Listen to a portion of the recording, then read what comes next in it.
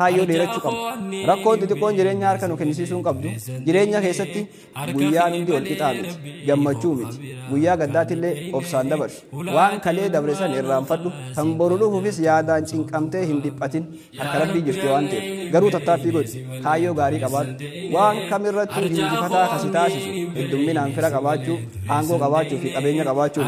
hariiroo ati rabbii kee waliin qabduu fi hayyoo itas keessaa qabdu kanan dagatin waan hawwituu fi waan jaalattu yoo dhabde rabbitti hin gaddin rabbii waan ati barbaaddu osoo hin taane waan si barbaachisu siif kenna wala sawfa yu'tiika rabbuka fatarda Allah subhanahu wa ta'ala rabbiin kee ganaa waan ati hin qabne siif kenne qabaataa dureessa si godhuuf taa'a yoo qabeenya hin qabaanne qabeenya siif kenna ati wallaalaa yoo taate beekaa si taasisa jechuudha ati ilma namaati addunyaa tanarratti uumamuun koo qofti addunyaa tanaaf bu'aa guddaadha addunyaa tanaaf qaalii addunyaan tun guutuun osoo si kabajuu baatte yaadaan xiqqoolee dhiphachuu hin qabdu rabbiin dachii fi samii fi ilmaan namaa kana hunda uume arshii ol osoo jiru achirraa si kabaje walaqad karramnaa banii aadama Allah subhanahu wa ta'ala itti dhugumatti ilmaan aadam isaan kabanyee jaa وآخر دعوانا الحمد لله والسلام عليكم ورحمة الله وبركاته